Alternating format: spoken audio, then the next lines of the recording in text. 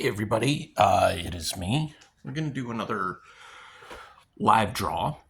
I enjoyed the last one I did with the death sketch cover, and I've been wanting to focus more on maybe less Marvel stuff. Maybe Marvel's more popular. However, until recently, I've been more of a DC guy. Started out as a Marvel guy, quite honestly, like reading Punisher, X-Men, Spider-Man, of course. But then I picked up a copy of Nightwing One Half off the wall at a local shop called Captain Spiffy's. And that really changed a lot of things because I fell in love with the artwork and the storytelling of the Nightwing character and the Nightwing book. And so I started following Nightwing specifically, but then getting more into like DC and stuff.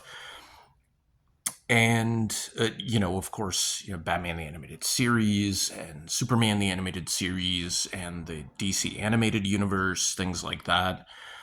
And Solomon Grundy is one of those, like, I don't even know if I'd call him a B character. I'd call him maybe a C level character because you don't really know a ton about Solomon Grundy. Like he's kind of I wouldn't say a mort, but he's definitely like he's just a different character, right? Like he's kind of a zombie, but not really. Like, but I've been getting in, like I've always kind of liked like some offbeat characters until the last few years. Nightwing hasn't really been. I wouldn't say he wasn't A-list, but he wasn't top tier A-list, right? Like he was like bottom of the A-list tier, like, and it's bizarre because he's like a far superior character to most other characters out there. So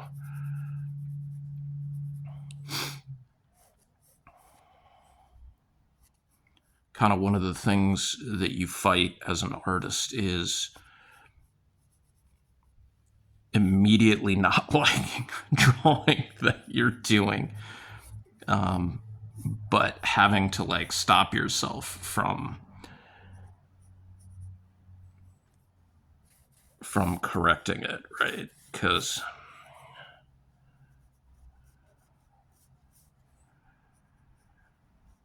or erasing it, I mean.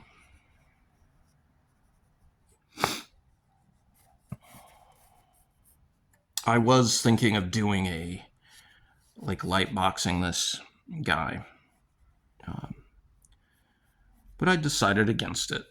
Let's see what I can do freehand using my rough as a reference. That's the thing that I do like about light boxing, but I think some people consider like cheating almost. And as a graphic designer, I mean, because that's really what a comic book artist is you're kind of a combination between a fine artist and a graphic designer because the end product is something that you sell, right? It's something that evokes emotion because it's storytelling and stuff like that. That's the fine art part of it.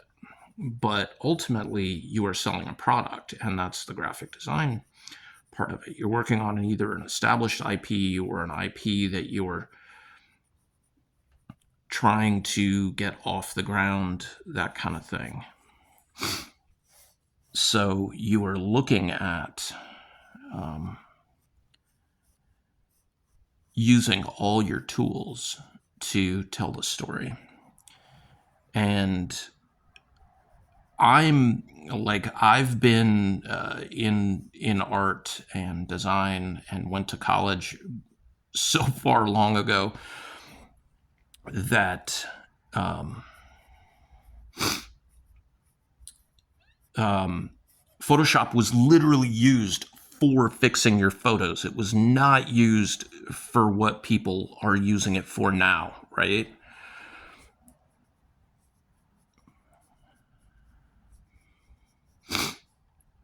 So there was part of me that, like, starting this drawing wasn't very happy with it right off the bat. And it was the eyes. So we're going to concentrate on the eyes.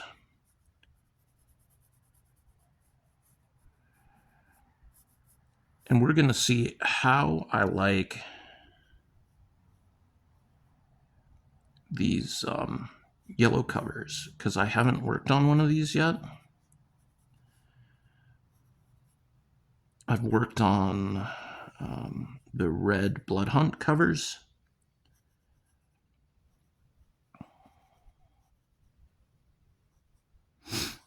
And I've worked on the blue New Teen Titans #1 covers, and I've worked on the brown tannish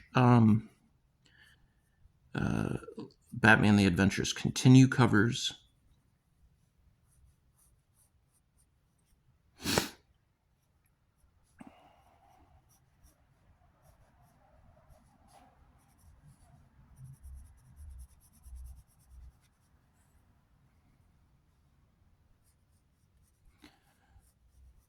But haven't worked on a yellow one yet. And when I saw these, like, the shop that I go to, they've been having a ton of sales lately on their back issues. And so when their back issues go on sale, I always go through and look up if they have any blanks.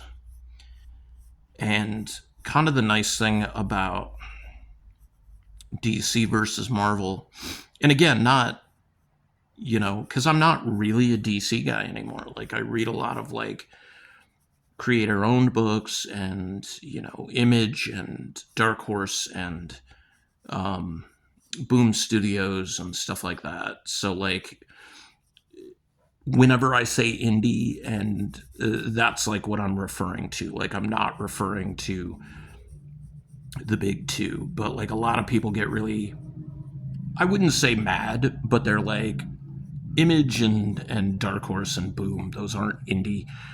However, other than the licensed IP, like, those stories are creator owned, right? So, and those characters are creator owned. So it's super important to remember kind of the difference. And part of that I still consider indie. I mean, they're being done under a different publisher.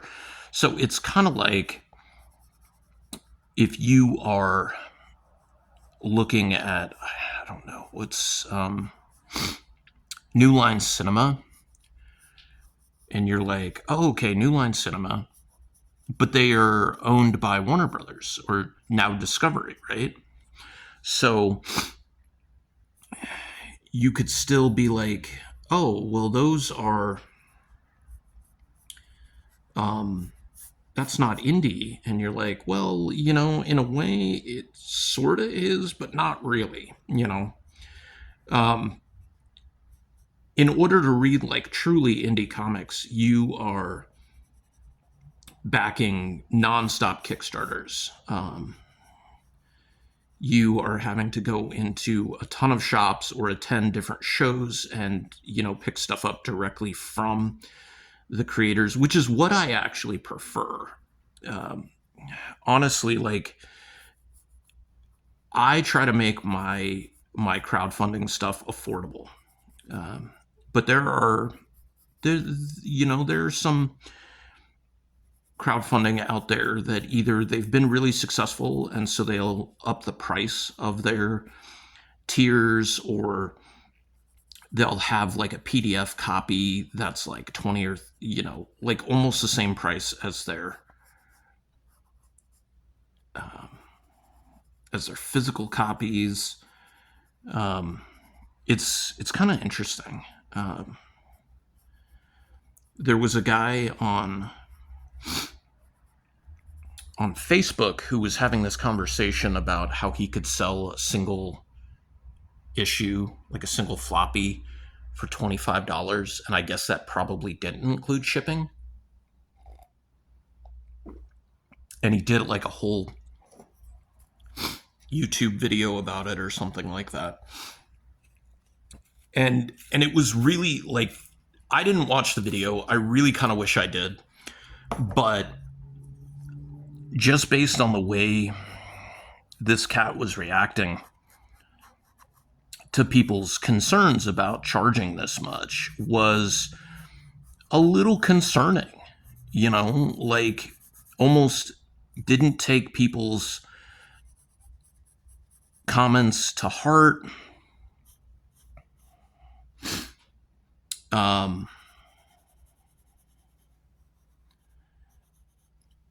Like it was really more about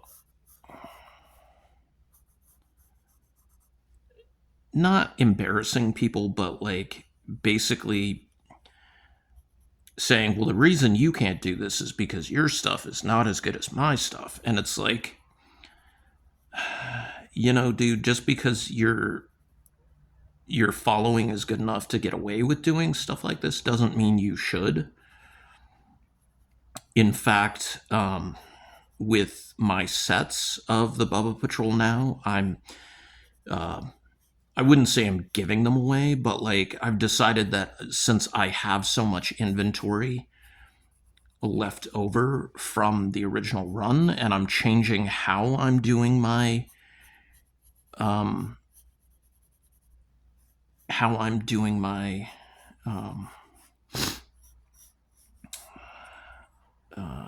how I'm going to be doing like my printing methods and stuff like that. I've decided like, okay, well, I don't need to charge a ton for sets any longer, right?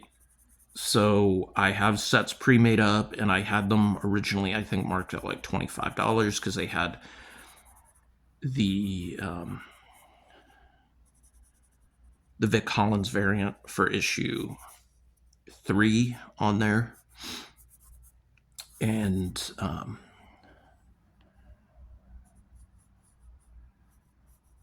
that's what it is, the nose.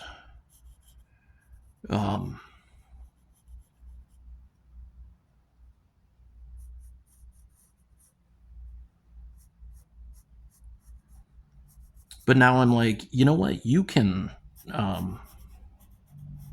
sell these for $10 and you can move them really fast. And everything is covered, right? Like you've paid for everything. You've paid for all the printing. You paid for all the shipping. You paid for, like, the artwork has been paid for. Like there's nothing left that you have to cover the cost of. Yeah. So like, why not make that, less expensive?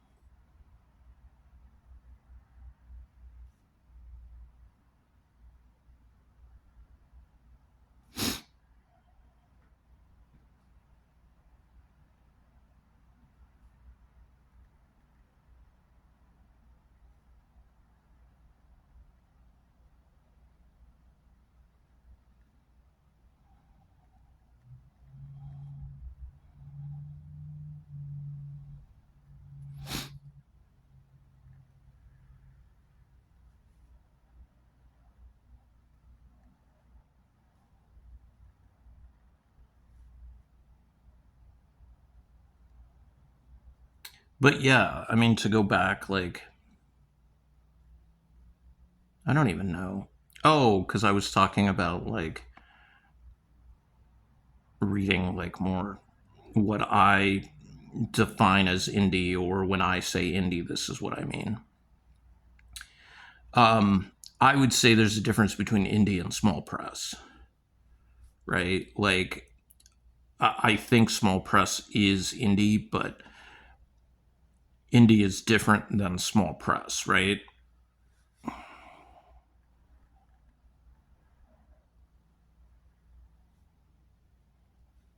If you're interested, this is a Pentel brush pen. I'm pretty happy with how these work. I actually picked up some of these. I picked up on at a local art store here called Posner's down near the university. But I also found that, because it's a smaller shop, they don't always have them because, of course, they've got to order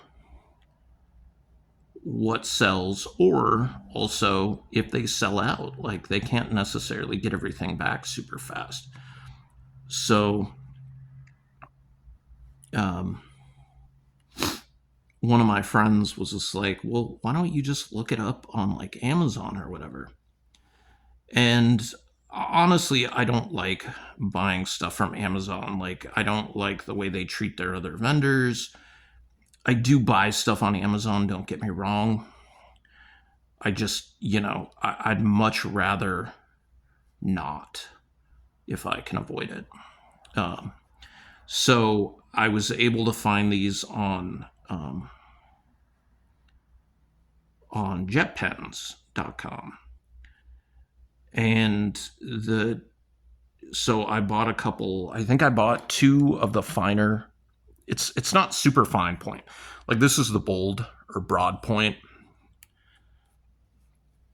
and they screw they screw in, they close reverse, so you can see the difference in the points. This is more the fine point. I think this is what they call the fine point, and this is the broad point, or the large version. And they're well pens, right? So you buy the replacement inserts, and then you put them together as you need them, so they're reusable. Like, they're not completely disposable, which is kind of nice. But because they're uh, I think it's because they're Japanese. Like, they open in reverse. So where you would normally turn it this way to open it, you actually turn it this way. You turn it that way to open it. They're not bad priced either. So if you're wanting to try a brush pen, I would recommend it. I think I bought like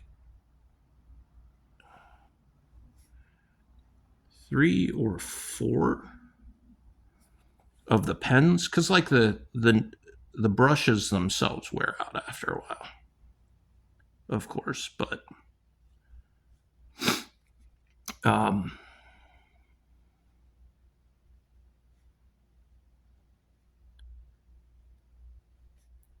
um,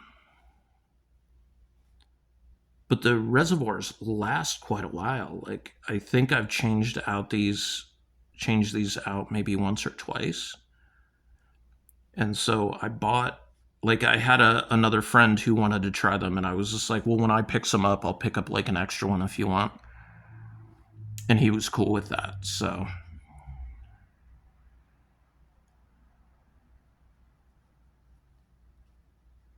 you got to be a little careful with Solomon Grundy's hair, because his hair is like white or gray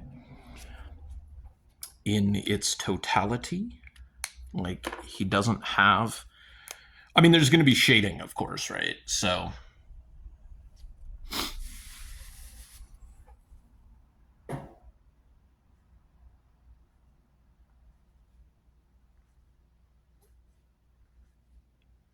I think that's the thing I've come to like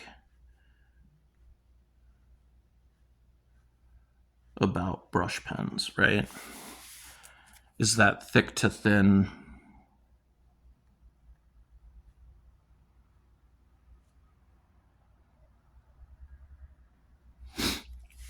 And Grundy is almost always depicted with like short hair, right?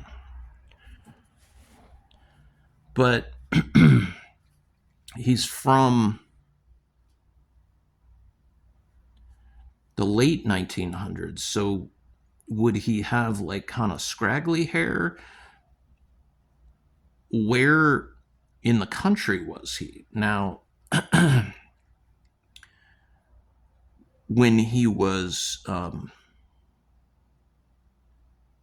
when he was murdered, he was dumped in a swamp, and that swamp turned out to be a Lazarus pit. So, like, researching to do this piece, like, I learned more about him. Like, I thought Grundy was from, like the 1600s, like when the pilgrims were here.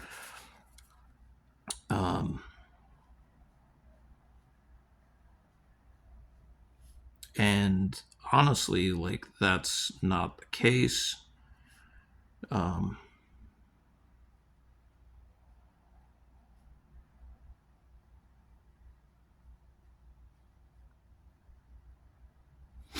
so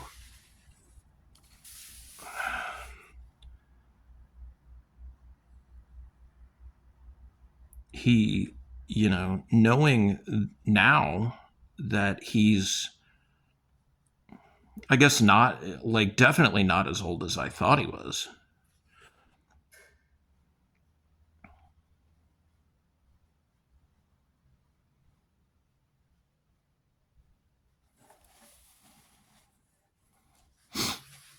This started out like drawing this where like I really wasn't happy with the way it was already looking.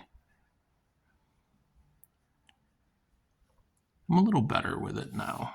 And because like I also kind of like the challenge of figuring out something without necessarily doing a light box on it.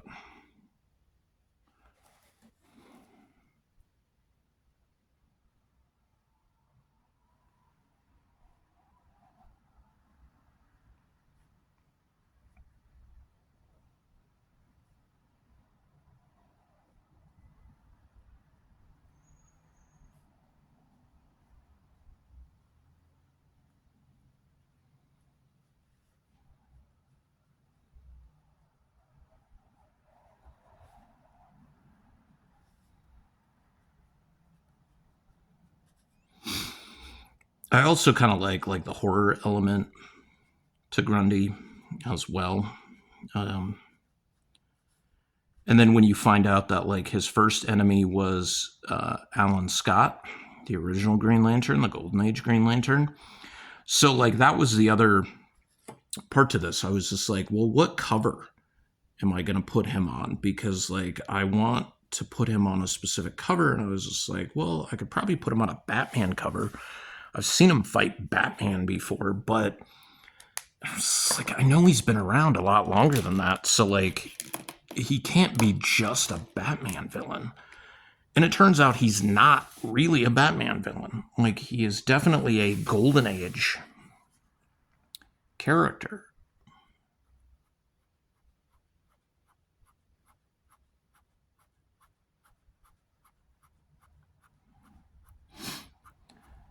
For the longest time, I was like not doing hatching at all on my pieces. Like it was just straight line art.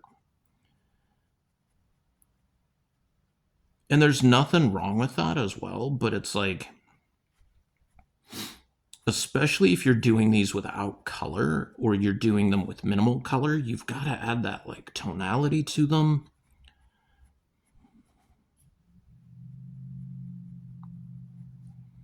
So that hatching is like super important.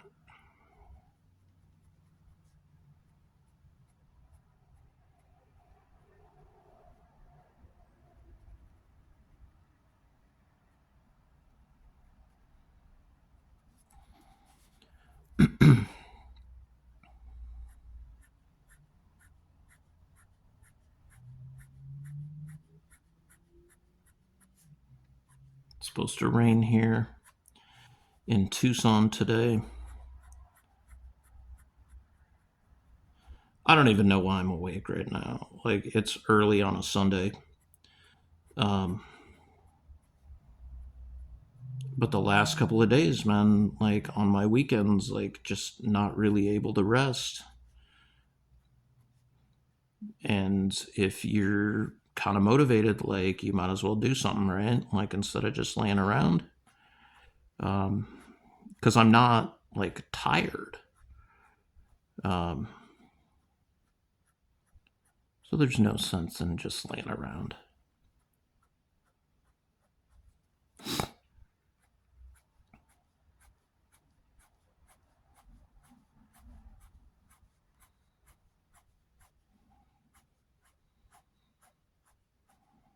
Even though you're seeing this a few weeks out from when it's being recorded. Um,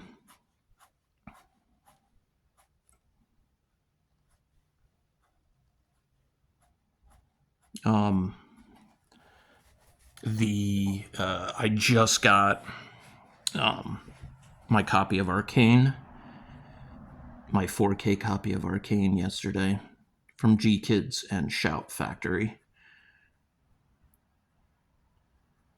and watched the first disc last night, and oh my god, it's beautiful.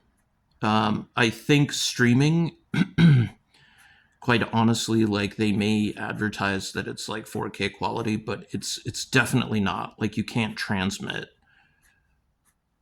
4K quality streaming. Like it compresses in some way, shape, or form, and so it doesn't look quite as good as the physical media. Which really, when you think about it, makes sense because there's so much to really confirm that when you think about it. Like it's a ton of data that's being transmitted, right?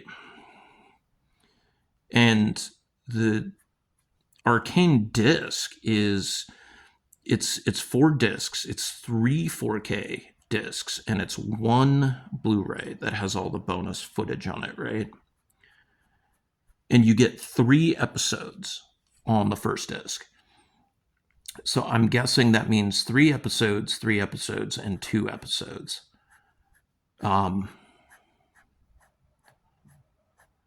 So there's no compression in those discs whatsoever. And it just looks awesome. It sounds awesome. Um, it's just really, really incredible how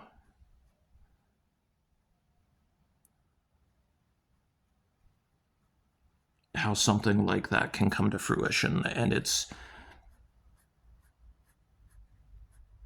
they're only doing 2 seasons of Arcane. I just read the little thing that said season 2 will be the final season, but that is how the creators of the series wanted it. They're like, we've told the story the way we want to do it, so doing 2 seasons is a natural conclusion for the series. Plus, I can't imagine that it's I don't want to say cost effective, because when you're producing something that is that beautiful, like you can't really begin to talk about cost, because it's gorgeous, right? Like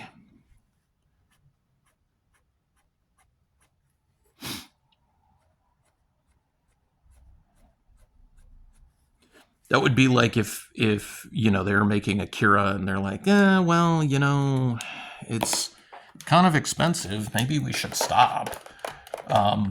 You don't you you don't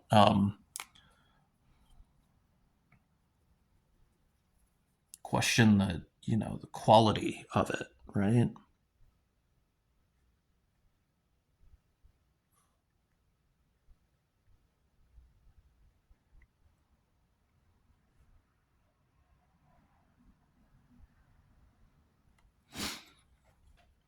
I kind of have a plan for the hair, but I'm not necessarily sure how I'm going to execute it. Where did the brush go? Oh, there it is.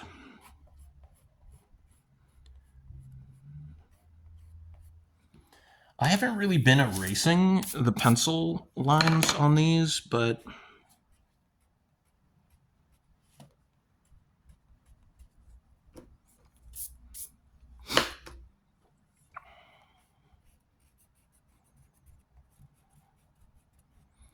especially when you're going to be adding so much like just solid black to everything, there's almost no reason to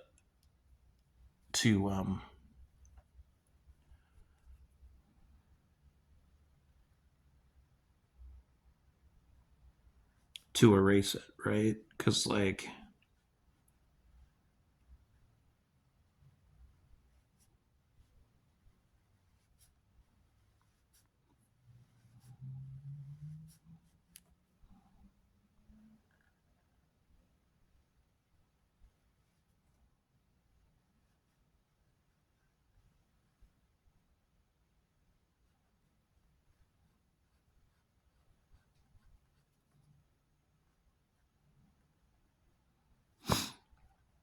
I'm also working on trying to do some more indie or smaller IP sketch covers as well, and I've got quite a few um, blanks laying around. One of my friends, Richard, was telling me, he was just like, yeah, if you do an Invincible, I'm sure that would really go over well. But I mean, if they did Invincible covers, blank covers, like I don't have any. I'm sure those are probably like super expensive on the secondary market. And I don't really buy blanks on the secondary market a whole lot because they get upcharged a lot, which is fair. Like I'm not like throwing shade at anybody who's upcharging on stuff, but I mean, I'm not going to pay 20 or 30 bucks for a blank only to potentially screw it up, like that sounds like a bad investment on my part. Because then I also have to pass on that cost to consumers and be like, oh yeah, well, like, sure, my sketch covers are like, 50 bucks or something like that, but this was also a $20 blank, so you've got to pay 20 bucks on top of that. Like, and kind of the nice thing is like with blanks is like it doesn't really matter what the blank is from, right? Like you could still make it work. Um,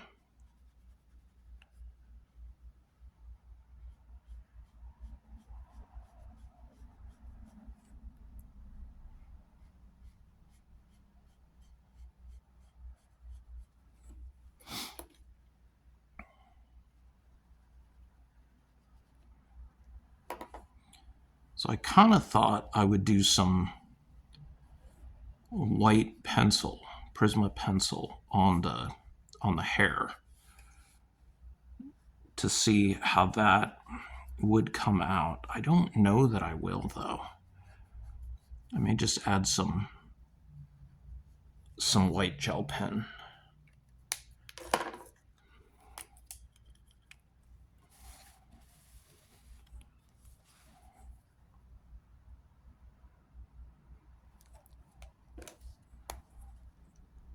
Mm.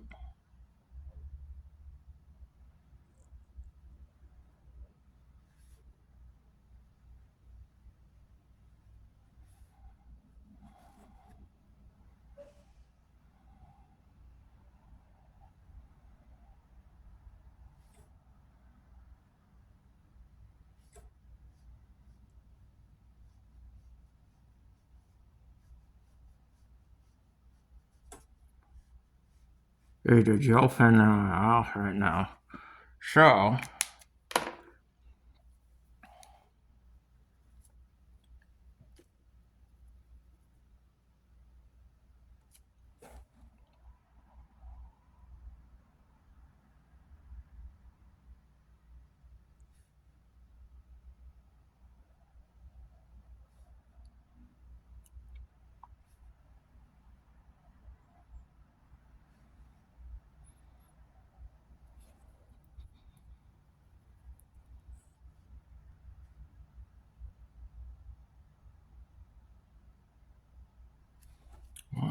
are you not wanting to draw? Dude, there's plenty of ink left in you.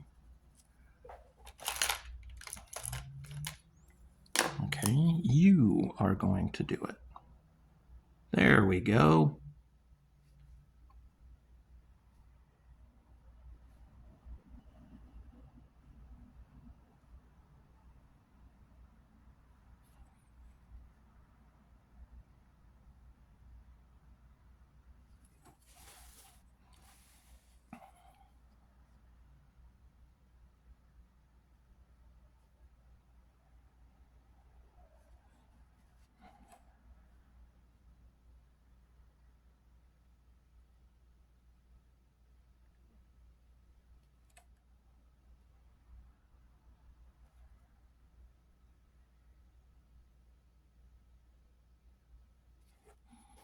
It's always weird how, like, there's sections of ink or the artwork that it just doesn't want to take.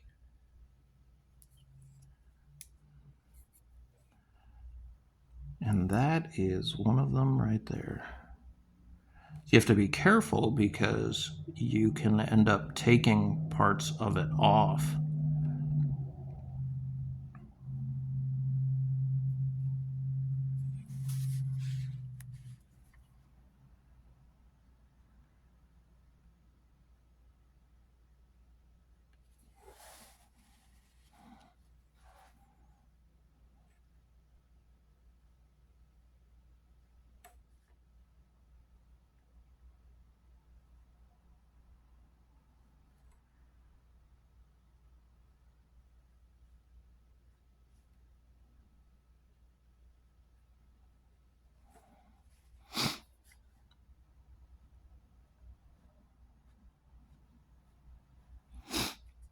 So, kind of the cool thing about art, and one of the things I wouldn't say never, but currently do not understand about comic book artists is, like, if you watch, the nice thing is if you watch people's, like, drawing videos, like you're watching mine right now, and if there's like a tip or something that you pick up on, like a technique that I use, and then you can incorporate it into your own art, fantastic, great, you know. One thing I've noticed with a lot of artists, and I don't know how common it is now, and it was more common amongst independent creators, which I think is even kind of more messed up, quite honestly, is that people didn't want to share information, right?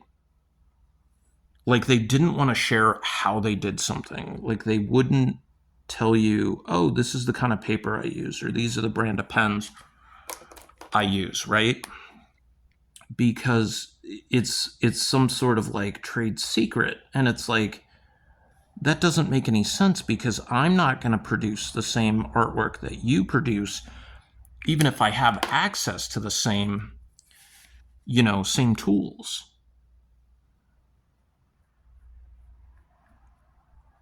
So not sharing that, you're kind of like,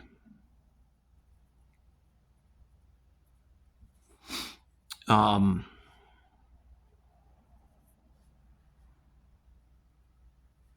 it's just weird in my estimation. Like,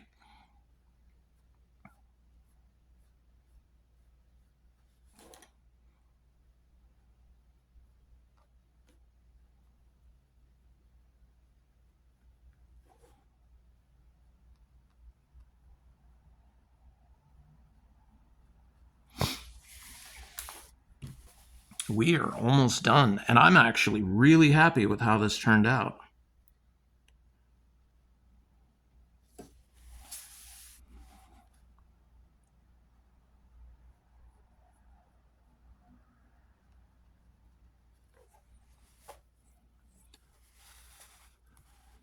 The downside to this is these gel pens don't necessarily dry super duper fast.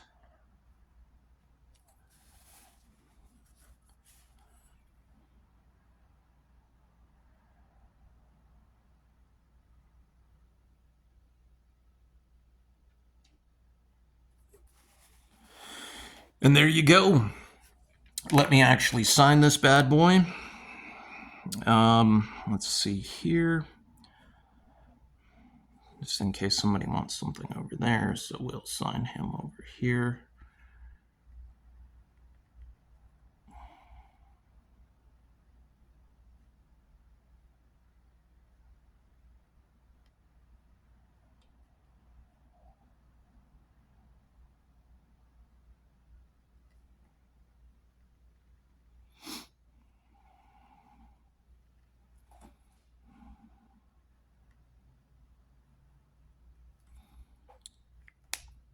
Oop, that's bleeding out. Well, good thing it's finished now. There you go, All-Star Comics number 3, Solomon Grundy head sketch. Hope you enjoyed it. This is a super, super long video, but the entire thing was me drawing and not like digging around and stuff like that. So, you guys take care. Let me just finish one more thing. Oh wait, that's the dead pen. Oh wait, that's not the dead pen, but you had it backwards.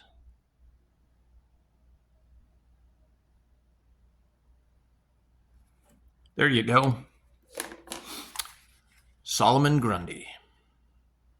All-Star Comics number 3, facsimile blank, head sketch.